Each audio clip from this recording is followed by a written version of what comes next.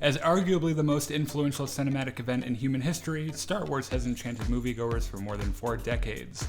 This fantastical tale, set a long time ago in a galaxy far, far away, focuses on the Galactic Republic and its order of lightsaber-wielding psychic ninja space paladins called the Jedi, who conjure power from the Force, a mystic energy field that surrounds and binds the galaxy together. As with all things, the Force has a dark side driven by death, passion, and destruction, favored by an evil order of fallen Jedi called the Sith, who peaced out about a millennia ago and haven't been seen since.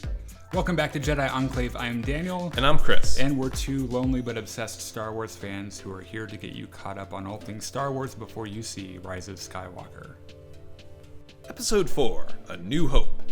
19 years after Palpatine's overthrow of the Republic finds the galaxy shackled by oppression and tyranny. Big surprise there, huh?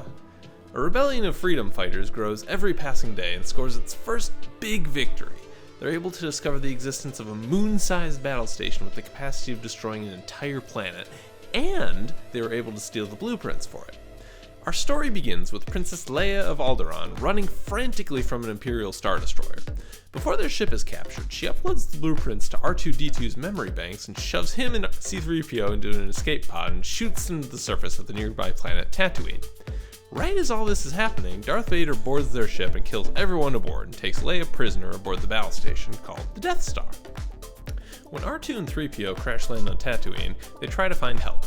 Instead, they find a tribe of tiny scavengers called Jawas. The Jawas collect the droids and decide to sell them to a local moisture farmer named Owen Lars and his nephew Luke Skywalker, a naive but idealistic young man with his head in the clouds craving adventure. While Luke cleans the new droids, R2 accidentally plays a recording of Princess Leia begging someone named Obi-Wan Kenobi for help. R2 plays dumb because he's on a secret mission, and Luke wonders if he meant old Ben Kenobi, who's a crazy old hermit. One night, after R2 disappears to find Obi-Wan, Luke and C-3PO venture into the desert to find R2.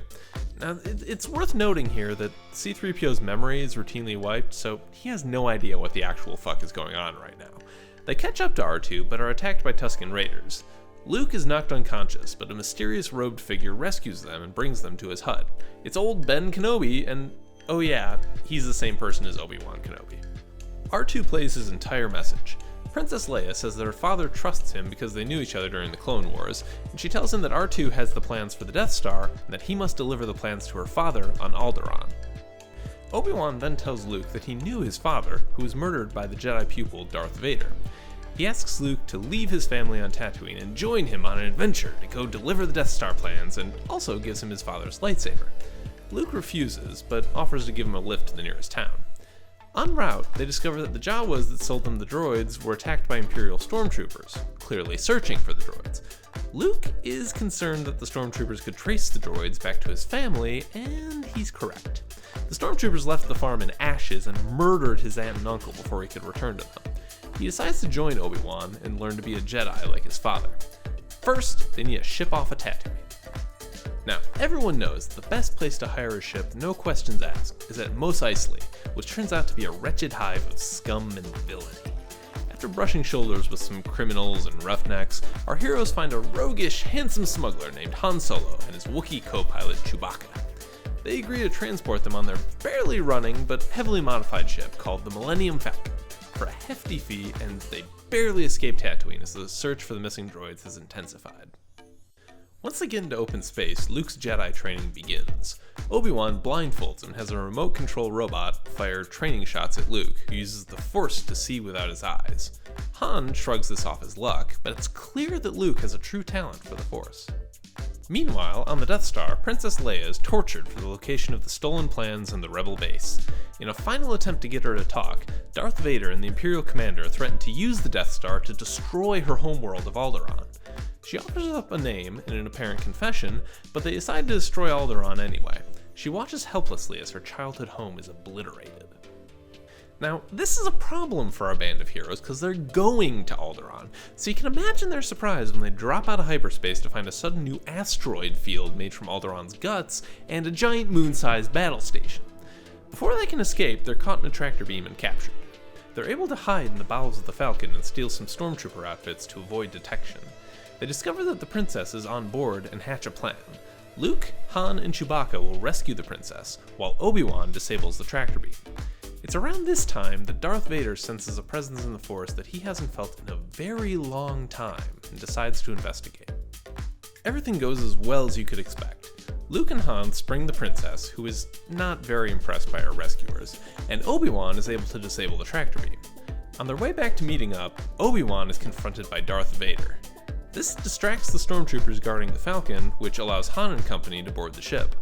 To buy them more time, Obi-Wan allows Vader to strike him down so that everyone can escape. Obi-Wan doesn't die like you'd expect though, he just kinda disappears, which confuses even Darth Vader. The Falcon escapes, and Leia leads them to the Rebel base. The Rebellion is able to hatch a plan to destroy the Death Star, which is good because the Empire was tracking the Falcon the entire time and it led them straight to the Rebels' doorstep. Luke joins the other pilots to launch their daring attack against the battle station. The chances are very low for a Rebel victory, but right as it seemed all was lost, Luke hears Obi-Wan's voice in his head urging him to use the Force. He does, and it results in a 1 in a million shot that destroys the Death Star. Vader escapes though, don't worry about him. The film ends with our heroes all getting medals for their heroism, except for Chewbacca, who apparently isn't a person and was probably just given a bag of puppy chow instead. Episode 5, The Empire Strikes Back. Even though the rebels won their battle against the Death Star, they still lost a lot of their fighters in the effort, as well as their base, which is no longer a secret.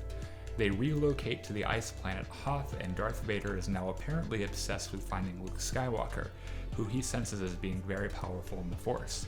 He sends probes to the far reaches of the galaxy to find the rebels, and find them he does. Meanwhile, while scouting the tundra, Luke is attacked by a giant ice monster. He is able to use the Force to barely escape with his life. While near death, Luke is visited by Ghost Obi-Wan, who tells him he must continue his training with Yoda on Dagobah. No time for celebration though, because here's the Empire, and they're looking to invade bases and chew bubblegum, and they're fresh out of bubblegum. The Empire launches a devastating attack on the base as retribution for losing the Death Star. The rebels put up a great fight, but eventually the base is overrun. Our group of heroes is separated as they barely escape, with Han and Chewie taking Leia and 3PO, while Luke and R2 start their journey to Dagobah. The Empire chases Han and company through an asteroid field, and they eventually escape.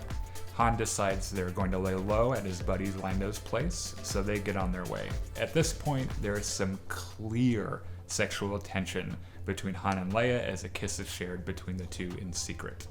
Meanwhile, Luke and R2 crash their X-Wing in a swamp on Dagobah and start their search for the mighty Jedi Master Yoda. They meet a small, goofy green local who offers to help find him. It isn't long until we discover that the small, goofy green guy is actually the fabled Jedi Master, and he honestly isn't that impressed with Luke, accusing him of being impulsive and kind of annoying. The disembodied voice of Obi-Wan convinces Yoda to train him anyway, and they begin. Most of Yoda's lessons are philosophical, warning Luke of the dark side, but he also learns to lift rocks and stuff. He visits a cave and has a weird Force trip that includes cutting his own head off of Darth Vader's shoulders, and attempts to lift his X-Wing out of the swamp but fails. Yoda decides to show him that the old man still got it and pulls the X-Wing out himself. Luke then is visited by a vision of his friends Han and Leia suffering and in mortal danger. He plans to put his Jedi training on hold to rescue them, and Yoda advises against it, warning him that he'll probably just get his ass handed to him by Vader. Luke is young though, and knows everything, so he leaves for Lando's place on Bespin to help his friends. After he leaves, Yoda and Obi-Wan discuss the fact that there are 2 Skywalkers, so if this one gets iced, they still have another chance. Han and Leia have met up with Lando, a slick, smooth-talking charmer, and everything seems to be going great until Lando straight up betrays them and delivers them to Darth Vader, who arrived right before they had. Vader's plan is to use them as bait for Luke and then freeze Luke in carbonite to be transported to the Emperor so he can be turned to the dark side. They don't know if this is safe, so they do their own human testing of the process on Han Solo, who is being turned over to a bounty hunter because his head is worth a lot these days. Right before Han is frozen, Leia confesses her love for Han, and he answers with the best admission of love in cinematic history. I love you. I know. Han is frozen in carbonite, but thankfully alive. Luke arrives at Bespin and attempts to find and free Leia. It's right around here that Lando decides that betraying his old friend was a huge dick move, so he has a change of heart and agrees to help Leia and Chewbacca escape so they can rescue Han, who is now in the cargo hold of famed bounty hunter Boba Fett.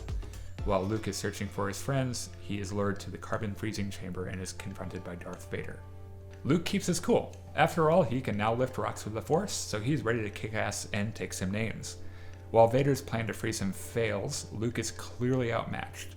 Their fight ends in Luke getting his hand chopped right off. As Luke's fate is looking fairly, fucked, Vader has some interesting news for him. He tells Luke that Obi-Wan lied to him about his father being killed by Darth Vader. It turns out that Darth Vader is his father. He offers to take Luke and keep him safe so they can overthrow the Emperor and rule the galaxy together. Luke isn't crazy about this and decides it's just better if he jumps to his death. This works, except that he doesn't die.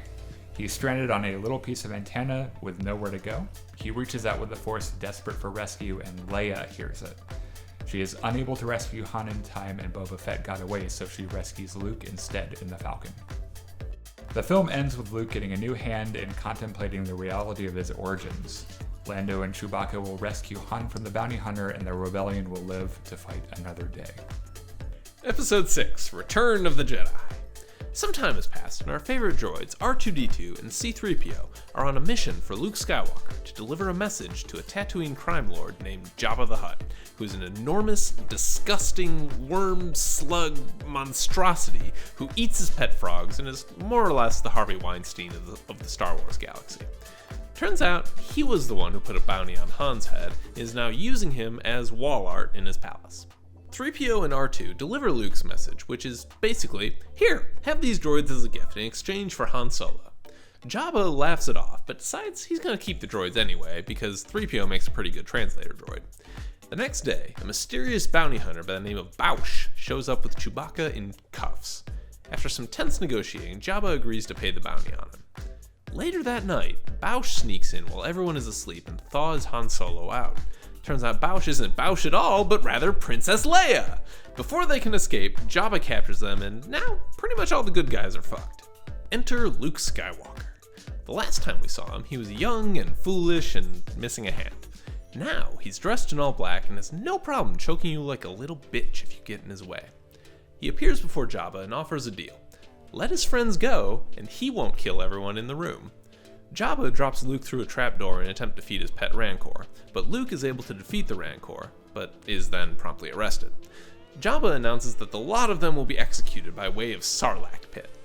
We're not really sure what'll happen to Leia, because at the moment she's forced to wear a skimpy, sexy outfit and always is within the reach of Jabba, which is pretty fucking gross. Now you might ask, what's a Sarlacc pit? Well, it's a giant hole in the ground with tentacles and a beak. Right as they're about to shove Luke in, he gives R2 a little salute, which prompts R2 to launch Luke's brand new lightsaber out of his head. Luke catches it and starts carving his way through Jabba's thugs. This causes a lot of confusion, and Leia is able to straight up kill Jabba by strangling him with the chains that bound her. Oh, did we mention that Lando and Boba Fett are around too? Lando helps Han escape, and Han accidentally knocks Boba Fett into the Sarlacc pit, so now he's apparently dead. The good guys are able to escape. Han, Leia, Chewbacca, and Lando head back to the Rebel fleet to see what's up, while Luke has a promise to keep to an old friend. He and R2 arrive at Dagobah to find a very sick Yoda on his deathbed. He confirms for Luke that Darth Vader is indeed his father, and with his dying breath, tells Luke that there is another Skywalker. As Luke is preparing to leave, Ghost Obi-Wan shows up to explain why he lied to Luke when he said that Vader killed his father, which he does with some pretty flimsy logic.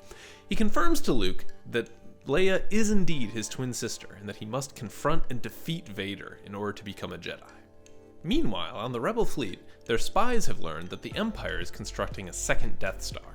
They hatch a plan to blow it up just in time for Luke to return. Now here's the plan.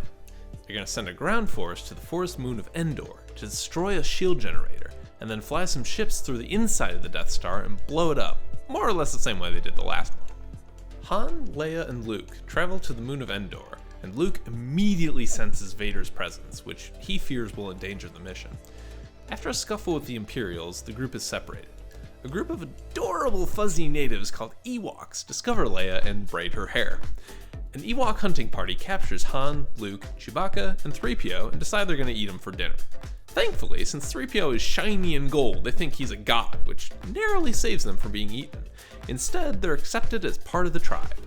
That night, Luke tells Leia that they're siblings and that he must go to Darth Vader, so he just straight up pieces out. Luke, having surrendered to the Imperials, is brought to Darth Vader. Luke says that he accepts that Anakin Skywalker is his father, and not the random, murderous cyborg that Vader has become.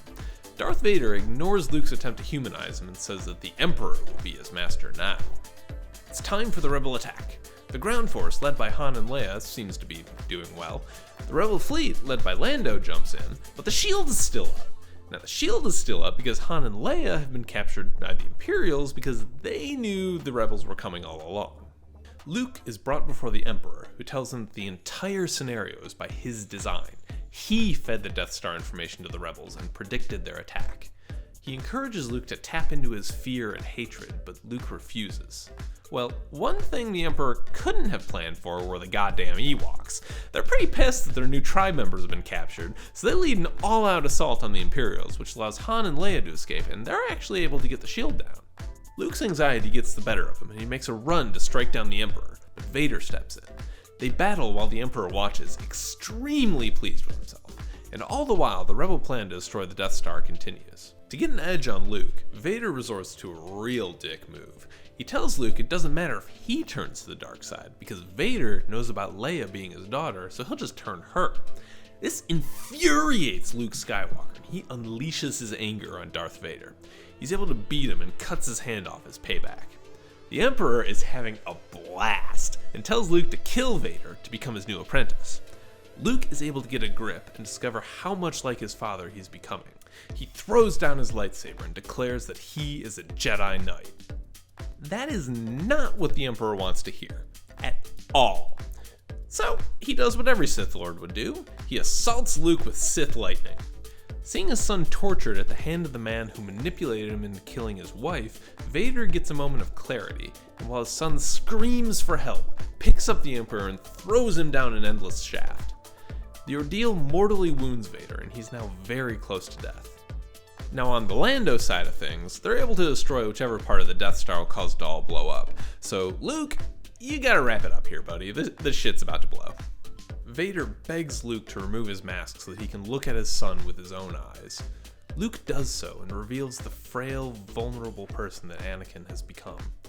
Before dying, he thanks Luke for saving him and asks him to tell his sister that he was right about Vader. He could be redeemed. All across the galaxy, the common people revolt against what's left of the Empire. The rebel forces celebrate with the Ewoks, while Luke burns his father's body on a funeral pyre. The last thing Luke sees before the end of the film are the ghosts of Yoda, Obi-Wan, and his father Anakin, looking down on them, happy to see that the Force has finally found balance.